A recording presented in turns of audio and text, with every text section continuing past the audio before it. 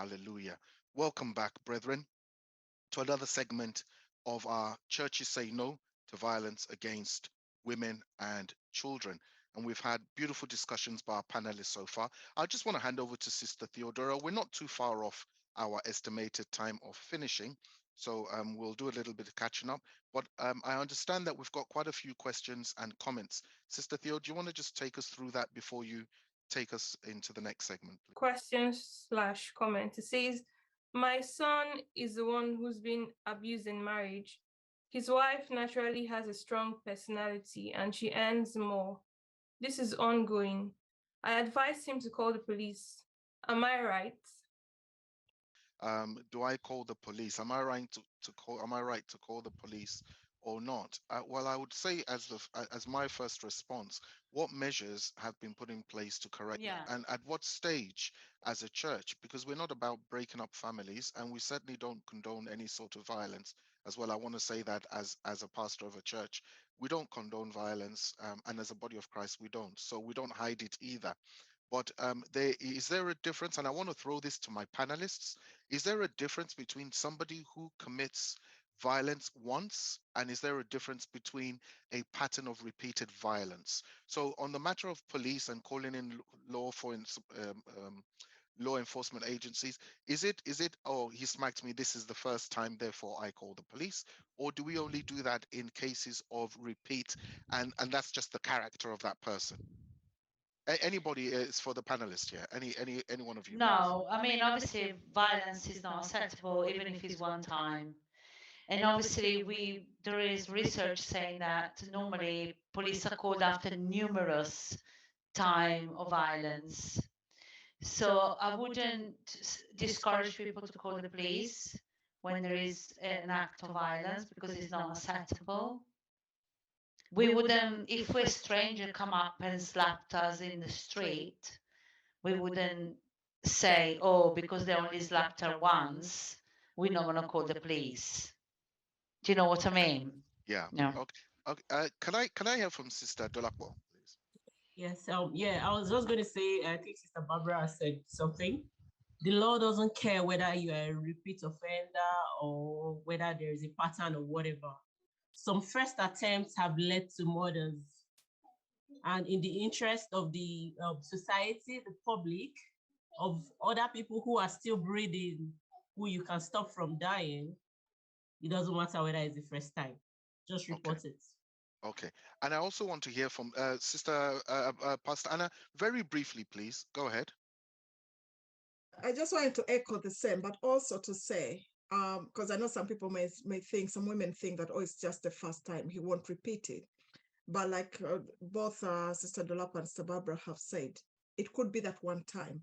And when you find yourself in a place where you're threatened and your safety is at stake, that's the most critical time you need to call the police. Okay. I also want to say here, I'm not going to use the phrase play devil's advocate because I don't advocate for the devil, but you understand what I'm trying to say here. Now, I think the church has a fine, has a balancing act here to perform, in the sense that this is why the church, the body of Christ, has been accused many times of covering up domestic violence or domestic abuse, in the sense that we are predominantly a Christian body. We believe in marriage, we believe in the sanctity of the home, and we want marriages to work. Now, at what stage does the church now say to a couple, go to the police? And that's why I use the example of, is it on the first incidence? So I am a pastor, and my couple come to me in my church and say, Pastor Femi, my husband has been the greatest man in the world. I love him to bits. He loved me to bits. But we've been married 10 years. We've been married 4 years. We've been married 1 year. He's never done this before. But we had an argument yesterday and he slapped me. I've now got a bruise on my face. Do I now say I pick up the phone and call the police? Is that my first response? At what stage does the church hand over to the state? Throw in an extra question to what you said, because I get what you're saying and it really makes sense, at least to me. Because, for instance, if you were to have a row with your sibling and maybe over family Thanksgiving dinner and you guys start to quarrel about politics and someone throws a punch, do you call the police then? So what makes the threshold for escalating things to get outside intervention more in a marriage type relationship?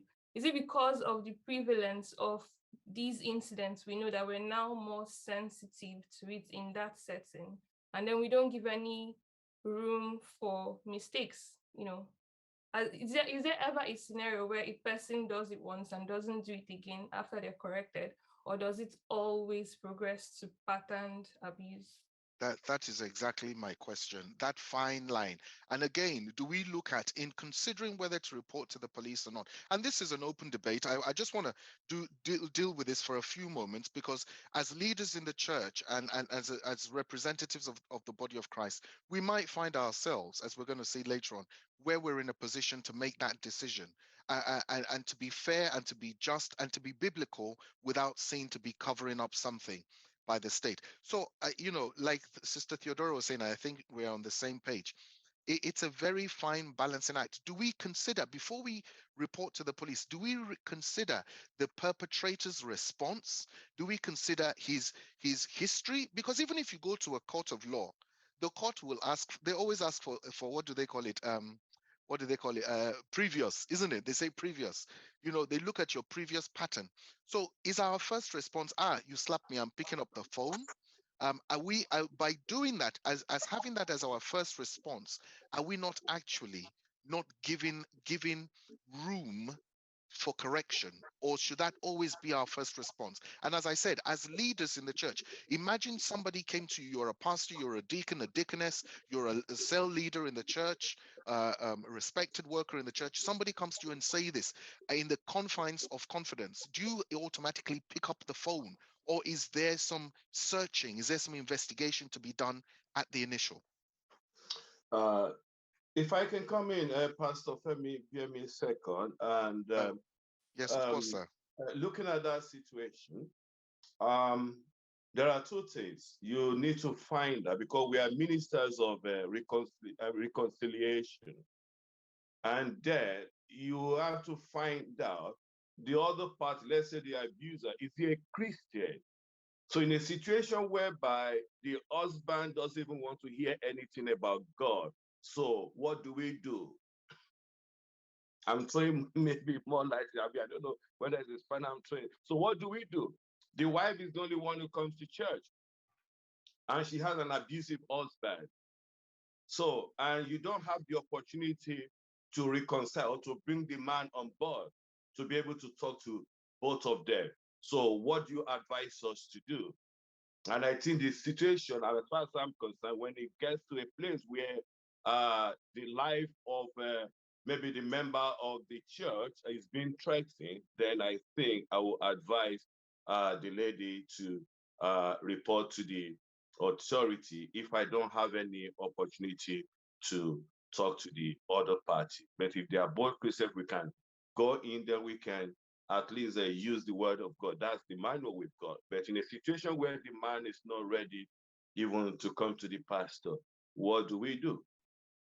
But we need to understand one thing. The benchmark of every marriage is love. When that love is gone, it's difficult to reconcile. That's right. Thank you very much, sir, Pastor Rufus. Thank you very much for that contribution. Can I take the pastors first, and then I'll come to you two ladies. Pastor Bayomi, sir, go on. Thank you, Pastor. Thank you so much for that question. Thank you, ladies, women, for this wonderful conference and all the contributors. God bless you. I think you really hit the nail on the head. There's this ongoing debate about, the church and the state, where do you draw the line and what role does each person play? And I've listened. I know that the position of most of the sort of say no to violence against women kind of advocates, and indeed the law. I don't have, it's very black and white, and any form of abuse whatsoever gets treated, quite in a very prescriptive manner, but for me as a pastor, my first call will never be, that would never be my first call in a case of a one-off, very first time incident. I as a pastor, so this is personal, other pastors may treat this differently. I've been involved in quite a number of cases where, if it's the first time, if it's an unusual reaction, then, we sort of try to, I would rather go via the reconciliatory route. And many times, by the time, a pastor, an external person is getting involved, that usually solves a lot of the problem.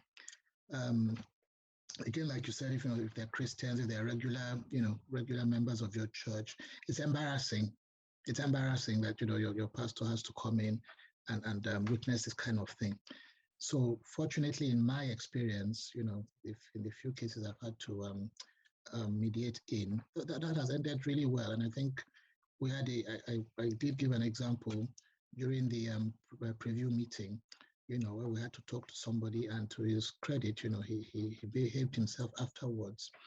Unfortunately, there's also been cases where I genuinely feared for the safety of the woman in this case. So the woman was being abused. Her husband was just persistently abusive. We didn't get to know this on time. We thought it was the first incident, but on wading in, we then came to find out from the various accounts that this was not a regular thing. So in that case, I did say to the lady, this, I think you need to your safety is paramount here. This is not a one-off. This is a pattern. You need to leave this place. So I think this is the human perspective that the law doesn't have, and unfortunately, many of these sort of advocates of no to there's no justification for violence again. I think we all agree that. But I think your question is just saying, what's the approach? What approach would one use? So the law advocates, would just say straight away, if there's any form of behavior that could be classed as abuse, just leave. But I think there would be that odd case where, the reconciliatory route will probably be best in the long run. Thank you, sir. Right. Thank you so much, Pastor Bayomi. I openly nail my colors to the same mast as you, sir.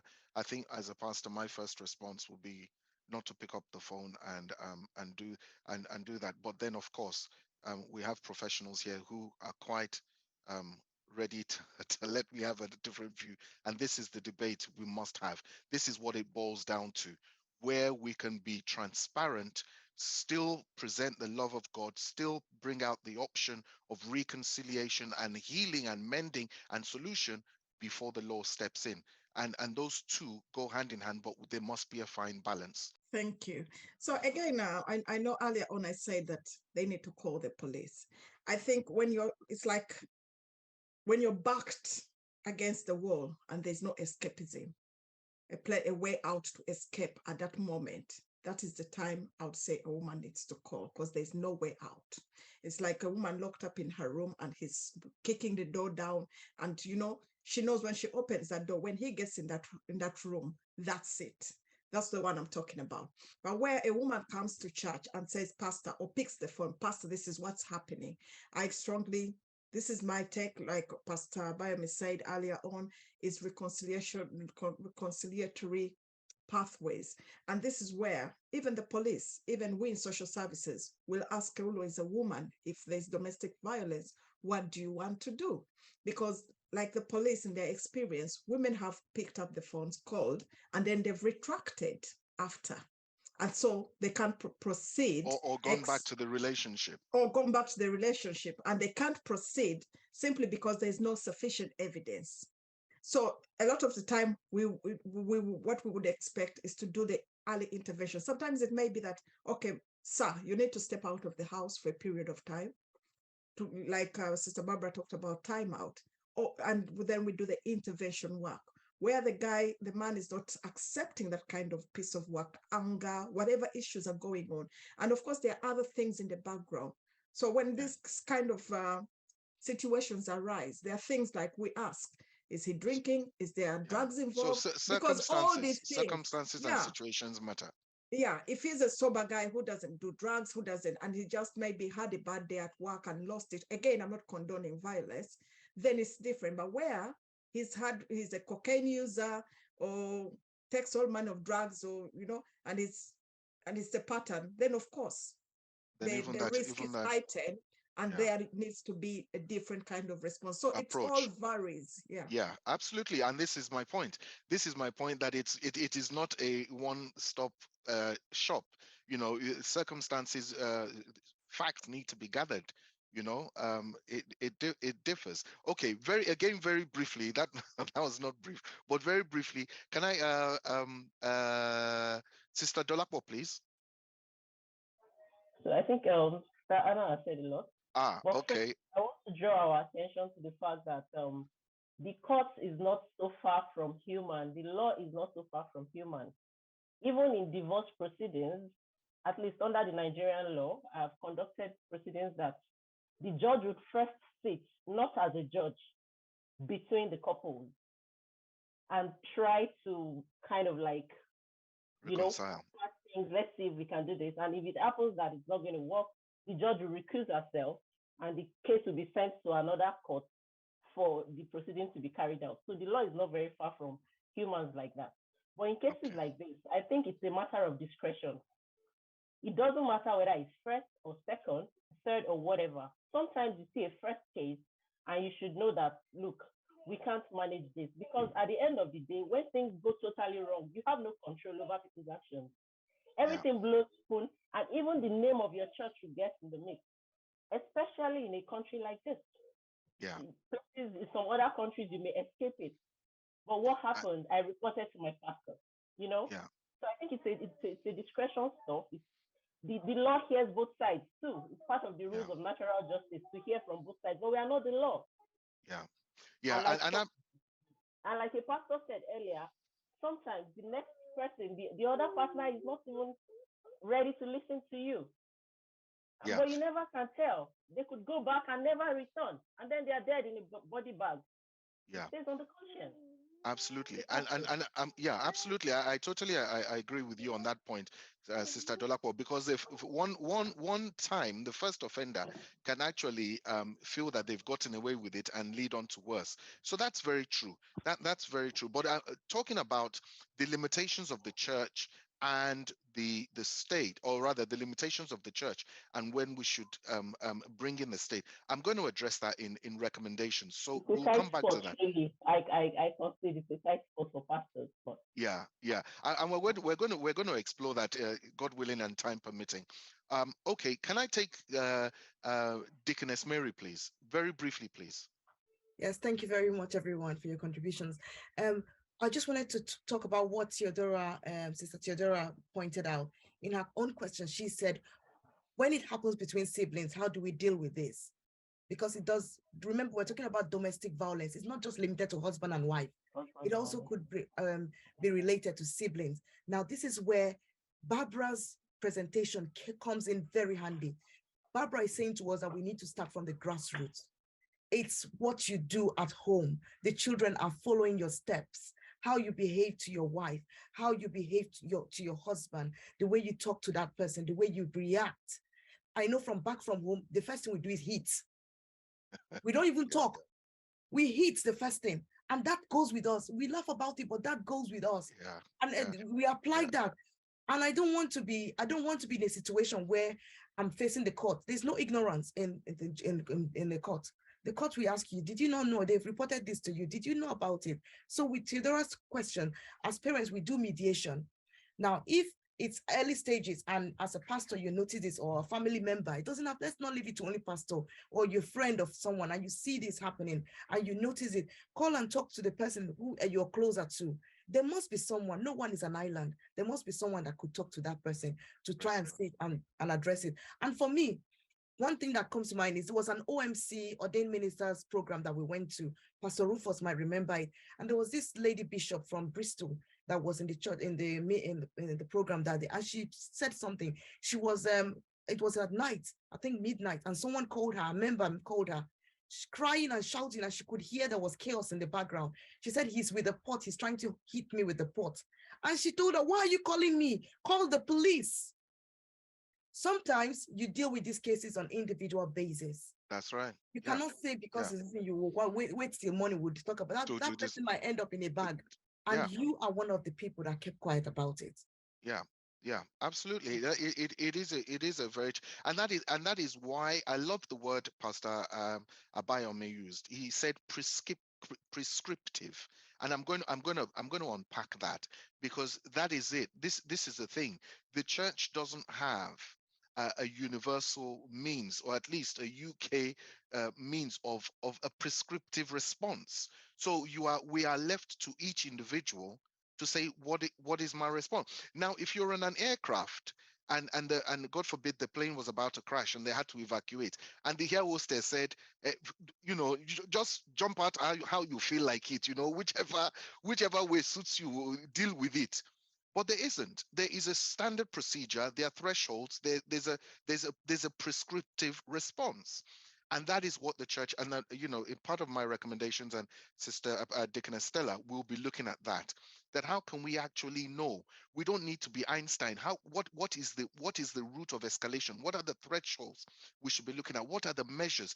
Should a pastor be left alone to make those decisions, or should he know that, okay, in church, this is what is expected, this is how to deal with certain things, or is it just left to his own understanding? Because when we do that, then we put people that are in positions of authority at a very compromised position. What happens if the couple that come to you, what happens if it's your own brother and his wife that come to you? What happens if it's a husband and a wife that are the ones that are your top leaders in church? How do you then say call? So every time we're compromised based on our relationship with people, and also our own individual experiences, our tolerances as well, our biases as well. If we leave those kind of things to help us make decisions, then it is always going to be a lottery. But if we have prescriptive written down modes of operation, then everybody can look to the manual and go, this is what I need to do. I'm not making a decision based on my feeling. I'm not making a decision based on that I love you, couple, and I know you. And apart from Sunday, you visit my children. I'm not making decisions based on that. I'm making decisions based on the outline of the constitution of the church that says this is what we have to do. And therefore, when the law intervenes, they say, what measures have you taken? We say, this is my constitution. In fact, I've given away one of my, I've started talking about my, my recommendations already. Okay, let's leave that. But it's a very balanced, it's a very tricky balancing act. And that is why in the past, the church has always been seen to condone or even to cover up these things, because our first response is not to bring in the law. I think it's two way of dealing with the situation. First of all, I think that as a churches, we do have the responsibility to educate people on what abuse is, and what and how to support those people who abuse, not to continue with their abuse, but also to protect the victim and the children as well. And with that come into place, there is a safeguarding guidelines that obviously the government has made to churches and to all establishment. We all have responsibility to safeguard children and vulnerable people. And, I would obviously follow that route of how we support people who are vulnerable, who are experiencing domestic violence. So there is one aspect of education, educating the people they abuse, how not to abuse. Also making organizations and give leaflets to women and get them to understand what organization they can tap into if they are in a crisis situation. And the second bit is about what do we do as obviously church, or what pastor do in a crisis situation, is actually like what Pastor Anna say, establish a relationship, like a relation with that person that is experiencing the abuse, and ask them what they want from it. as well, take into Okay. account what they want from it. And also obviously make available crisis services available, because obviously, like everybody else was saying, we don't want to be condoning their behavior. And I just want to say that Very quickly, please. reconciliation doesn't necessarily involve not involving the authority. It can be still reconciliation, but again, it's about that power of control. People need to be taken accountable for their behavior. It's Yeah. even biblical. God despise violence. Yeah. Okay. Okay. Thank you very much for that, Sister Barbara. Pastor Rufus, sir. Thank you, Pastor Femi. I just wanted to make a submission based on what Deaconess Mary just said, and because it concerns me when we are talking about pastors or leaders of church, and when I said we are ministers of reconciliation, it's in a situation whereby we have an ongoing pattern of, I would say, maybe abuse, not necessarily maybe a kind of a violence. I would say that whereby the couple can come to pastor and we can reconcile them. Sister Mary says something very, very crucial. And I think I will not wait for anyone to say, oh, let's go and see pastor in the morning. I said something. When the life of the other party is in danger, please don't wait for your pastor. When you know that if you allow this man to come in, that the only thing that can save you is to call the police. You don't have to wait for the pastor. And another thing I want us to understand, if I crave your indulgence, Pastor Femi, I think we've come from this culture, or maybe we preach this that don't allow the third party to come into your marriage. And some people try to even cover up the things they are going through in the marriage from their pastor. They don't want to talk about it. And I will tell you, I'm telling you, yesterday I met even a lady from our church. So now I've now gathered 3 people. We've not seen them in church. And now I know why they are not coming. So the man threw me out. I was pregnant, this and that. Say, really? Under my own nose, and this has been happening. So I've now found out that they've never brought the issue to me. And now she told me, oh, Pastor, you don't know what I've been through with this man. Then you never reported the matter to me. So how can the pastor, you understand, intervene? So this is another. So I don't know how we are going to rectify that. When people say, okay, no, you have to keep everything to yourself. Don't let your mother know. Don't bring the third party in. 3 couples. I think I'm going to discuss with the leaders of the church tomorrow, and mention the names of those people to them. Only for not everybody, but the church members. You understand? So this is what we go through. So as I've said, if your life is in danger, ladies, please don't wait for the pastor. It might even be the first time. The first time can lead to death as well. So don't say, oh, there's no pattern. If you know your life is in danger, before you get to pastor, please get to the authority. God bless you. Absolutely. Thank you very much. And I want to echo Pastor Rufus's point, because of course we will provide this recording and this recording will go out on air. So I just want to echo Pastor Rufus's, if you are in fear of your life or harm or threats of violence or in danger, or your child, please don't wait for a pastor. Please safeguard yourself.